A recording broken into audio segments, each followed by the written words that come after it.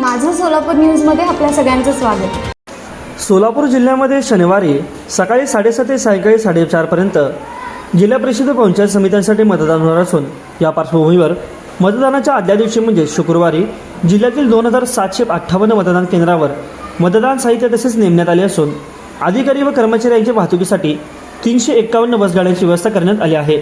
निवडणूक प्रक्रियेसाठी या बसगाड्या वापरणार असल्यामुळे शुक्रवारी व शनिवारी जिल्ह्यातील बऱ्याच स्थानकावरील बस सेवा बंद राहणार आहेत। त्यामुळे प्रवाशांना गैरसोयीचा सामना करावा लागणार असून नागरिकांनी पर्यायी वाहतुकीची व्यवस्था करावी असे आवाहन परिवहन विभागाकडून करण्यात आले आहे। महाराष्ट्र राज्य परिवहन महामंडळाच्या सोलापूर विभागाकडे 525 साध्या गट बसगाड्या असून प्रत्येक तालुक्यातील मार्गावरून या बसगाड्या धावतात। मध्य व लांब पल्ल्याची वाहतूक करणाऱ्या गाड्या देखील आहेत। जिल्हा परिषदेच्या निवडणुकीमुळे सोलापूर पुणे महामार्गावरील बस वाहतूक सुरळीत ठेवली जाणार आहे, परंतु गावगावातील तसेच बऱ्याच मार्गावरील बस वाहतूक 2 दिवस बंद राहणार आहे।